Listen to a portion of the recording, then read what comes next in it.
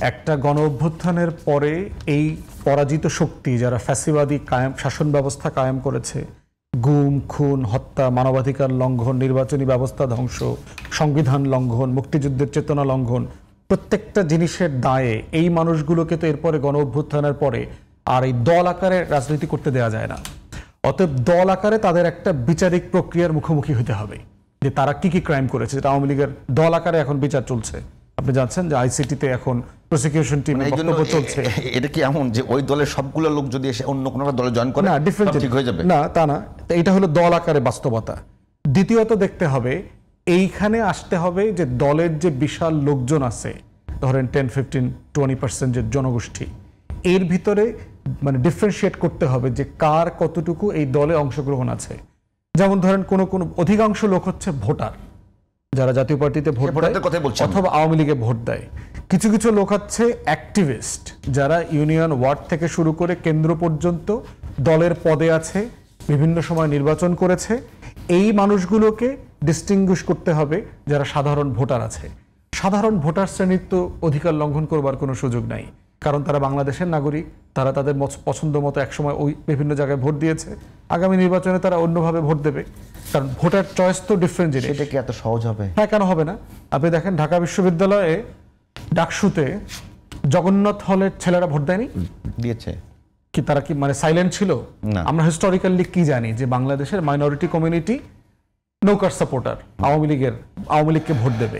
ডাকসু নির্বাচনে কি ছাত্রলীগের প্যানেল ছিল? না, ছাত্রদলকে ভোট দিয়েছে। কাকে ভোট দিয়েছে? ছাত্রদলকে। এর মানে হচ্ছে যে মাইনরিটির ব্যাপারে আমাদের যে পারসেপশন আছে, সেই মাইনরিটিরাও ভোটের সময় একটা অপশন, তার কাছে একটা অপশন সে খুঁজে নেয়। ভোটার মানে হচ্ছে তাই, বুঝতে পারছি। তারা কেউ পূজারি না। এটা একটা ধর্মের বা নাগরিক দায়ের জায়গা থেকে সারা পৃথিবীতে এই অঞ্চলের মানুষ একসময় মুসলিম লীগকে ভোট দেয় নাই, এই অঞ্চলের মানুষ একসময় যুক্ত ফ্রন্টকে ভোট দেয় নাই, এই অঞ্চলের মানুষ একসময় আওয়ামী মুসলিম লীগকে ভোট দেয় নাই, দিছে তো। এই অঞ্চলের মানুষ নিজাম ইসলাম পার্টিকে ভোট দেয় নাই, ন্যাপকে দিয়েছে। তো সেই দলগুলো নাই হয়ে গেছে না? নাই হয়ে গেছে তো। আবার এই অঞ্চলের মানুষই তো বিএনপি নামক কোনো দল তো ৭৭-এর আগে ছিল না। তো সেই দলগুলোকে কি মানুষ ক্ষমতায় আনে নাই? জাতীয় পার্টি নামক কোনো জিনিস তো ৮২-৮৩-এর আগে ছিল না, তারা ক্ষমতায় ছিল না। ভোটের নাটক করে তারা ক্ষমতায় গেছে না? গেছে তো। তাহলে প্রশ্ন হচ্ছে যে মানুষের রুচি পরিবর্তন হয়, মানুষ সিচুয়েশনকে অ্যাডাপ্ট করে নেয়। অতএব ভোটের পলিটিক্সে যেটা হবে, সাধারণ আওয়ামী ভোটার, জাতীয় পার্টির ভোটাররা বিভিন্ন জায়গাতে অ্যাবজর্ব হয়ে যাবে। এর আগে গেছে অ্যাবজর্ব হয়ে। আপনার আইডিয়া বুঝতে পারছি। শামীম ভাই, আমরা শেষ করব, একবার শেষ মিনিটে আপনি যদি কিছু বলতে চান। মানে সকল দল অংশগ্রহণ করার পর যদি ভোট নিঃশেষ হয়ে অ্যাবজর্ব হয়ে যায়, এটা খুব যৌক্তিক, লজিক্যাল, কনস্টিটিউশনাল, লিগাল। মুসলিম লীগ এভাবেই অ্যাবজর্ব হয়ে গেছে, শেষ হয়ে গেছে। গোলাম আজম সাহেব এবং আলী হাসান মুজাহিদ সাহেব তারা কিন্তু ৭১ পরে পালিয়ে গিয়েছিলেন এবং খুব সম্ভবত 1978 বা 79-এ তারা আবার ব্যাক করেন জিয়ার সময়, 7 বছর বা 8 বছর পরে। এবং তাদের অপরাধের মাত্রা বা পাকিস্তান আর্মির অপরাধের মাত্রা আর আওয়ামী লীগের অপরাধের মাত্রা যদি ভাগ করেন, তাহলে সে কার কত পার্সেন্টেজ অপরাধ আছে, মানে লায়াবিলিটি কি পরিমাণ হবে, এটা কি অ্যাসেস করা যাবে না। এটা অ্যাসেস করা উচিত হবে কিনা? যে এইজন্য বলছি কে কত করেছে, মানে অন্যায় তো অন্যায়, যদি দুইটার পার্সপেক্টিভ সেপারেট। হ্যাঁ, অবশ্যই আমি কোয়ান্টিটি দিয়ে করছি না, কিন্তু ম্যাগনিটিউডটা অনেক বেশি ন্যাচারালি।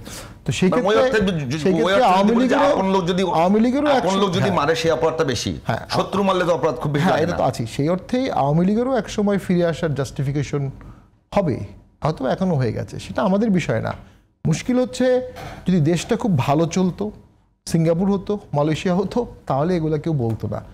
দেশটা ভালো চলছে না, চলবেও না, চলার কোনো কারণ নাই। তো স্বাভাবিকভাবে বিপুল অঙ্কের সংক্ষিপ্ত মানুষ থাকবে, তারা একসময় কোনো না কোনো পার্টির আন্ডারে যাবে। যদি আওয়ামী লীগ নিষিদ্ধ সংগঠনেও তাদেরকে ডাকে, তারা নিষিদ্ধ সংগঠনের আওয়ামী লীগের পক্ষে কাজ করবে, জাসদের পক্ষে করেছে না। এইটা হলো বাস্তবতা।